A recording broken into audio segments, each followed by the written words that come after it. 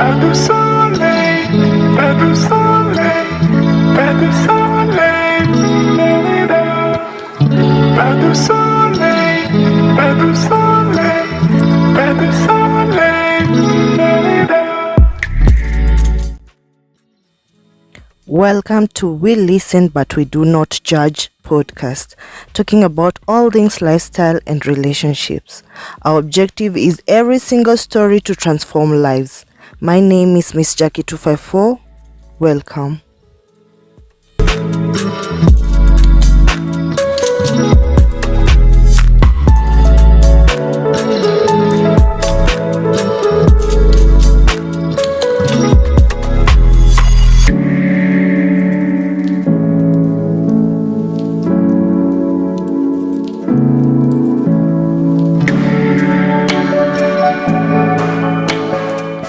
Hey, I told you guys to stick around for episode 7. Don't go anywhere. Stick around.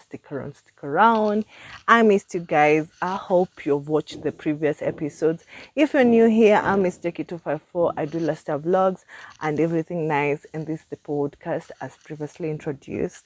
And we listen, we do not judge. And if you are a returning subscribers, I just don't know what I can say because I truly appreciate you. You're an OG. You're very important. You are respectable. You're everything nice because I'm here because of you. And if you are the one who has been watching, listening without even subscribing, imagine it's absolutely free. Totally free.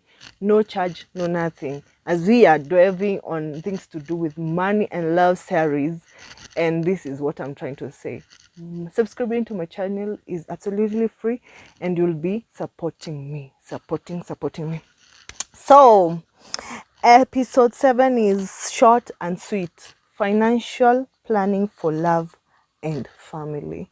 This one is going to be one quick one because of course we are just going, I have written some points that I've been speaking of in the previous episodes, but this one you need to, of course, you and your partner to financially plan for your love life and family as well. So budgeting as a couple, make it a habit, make it a habit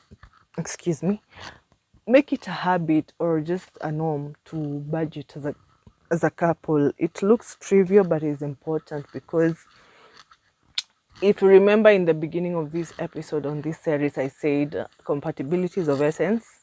And also goals as a couple are very important because if you are not aligned, you are totally misaligned. And planning as a couple is very important because budget coupling, it shows if you are aligned, you have same goals, you have your perspective of thinking is almost the same because you're one as a couple.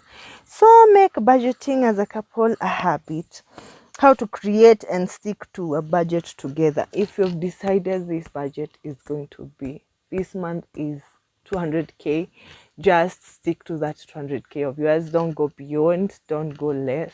If in fact if you are able to budget and maintain and be able to save even in that budget that you had budgeted, you get what I'm saying. Let's say, for example, you had said you'll use 200k for this month and you're able to save 50k in that month. You can push it to the next month. That is saving. It means you have good goals. You are aligned as a couple and you should stick to those, creating a budget together. Be emergency savings, investing and long-term planning. Of course, there's short-term planning and there's long-term, whereby, for example, you need to build a house in 10 years to come or 2 years to come. You need to buy a car, bulky things. You need to have that saving as a couple and to think long-term because short-term can be maybe small vacations here and there, but you need to long-term for future, for your old age and all that. So that is one thing that you should think of. Planning for kids, the cost of parenthood. I know you're looking at me like, yo, Jackie, you're telling us that and you're not a parent. Yes, I will tell you. I will tell you as I aspire to get there to parenthood. I will literally tell you on planning for kids. I know I might sound kind of cliche or something, but let me tell you the truth. You need to plan for kids. Kids are expensive. Don't ask me where did I get to know. I have cousins, I have siblings who have kids, and I can see it. Kids, it's not something that you'll just plan for today and tomorrow you discard it. A kid is there with you for life. So when we tell people to family plan, stop looking at me like that. It's because of such things. Don't have unwanted pregnancies that you can't be able to handle. And I'll say that with a lot of confidence and conviction, because why should you bring a child to the world that you cannot handle? Yeah. So planning for kids, the schools they will go to, the kind of lifestyle you want to give them, you need to plan that with your person, and it's supposed to be in your budget. So people stop giving those looks like you're looking at me like, yo Jackie, why are you saying that? It's true guys. If you don't plan for your kids, you'll have a haphazard life, and the life won't be good for that kid. So before you give birth and you go consummating everywhere, figure out, have you budgeted for that kid? What's the kind of meals they will be taking? Which schools will they go to? Which lifestyle do you want to give that child? Yeah, it's part of the couples. You need to figure out how to plan that for your lifestyle. Financial strategies for growing a family. What to consider. You need to figure out location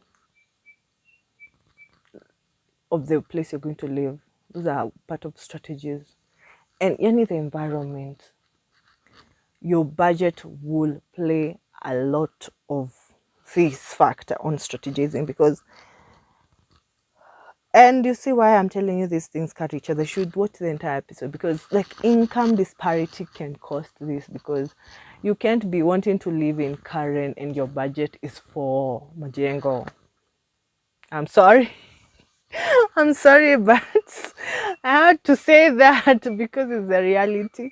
There's no way you can have an income disparity of wanting to live in Kilimani and your budget is for Githurai. Let's be real. You have to budget where you're going to bring up this family of yours, and that's part of strategies of to consider, because it carries along with the entire lifestyle, you know.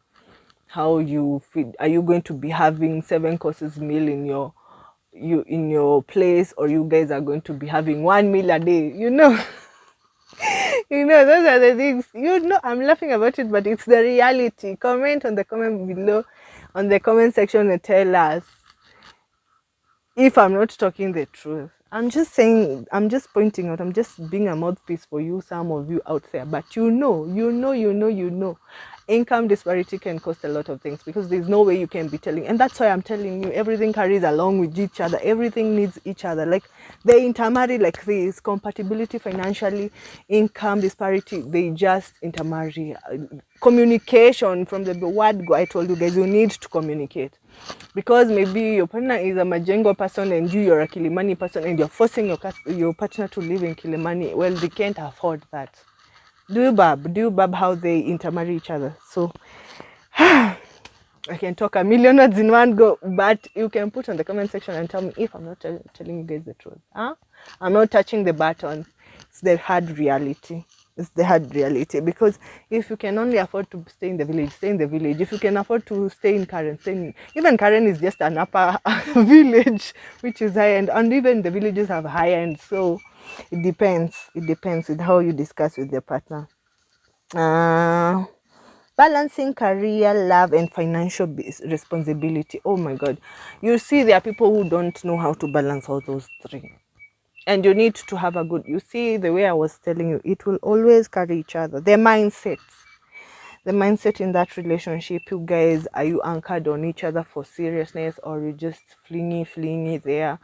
These are the things, the conversations you need to have with your partner, because there's no way you are misaligned in terms of your goals and expect that relationship to thrive, everything will crumble, trickling down even to financial budgeting and all that. Because of course there's no way you can be career oriented and your partner is busy family oriented, and you're already misaligned, and there's no communication there, and then expect that relationship to be solid. It will never be solid. So balancing career, love, and financial responsibilities of very huge essence, because if you don't have that conversation from the word go with your partner, there's nothing you guys are doing. Let's be real, there's nothing you guys are doing. So you need to have that in mind. And with that much said and done, please make sure to stick around for the next episode. I want to say thank you to all the returning subscribers, the all new subbies. I don't take you for granted, because all the time you've been adding up. Oh my God, for believing in me. And stick for the next episode. Till next time, God bless you. I love you so much. Mwah! It's a goodbye for now, guys.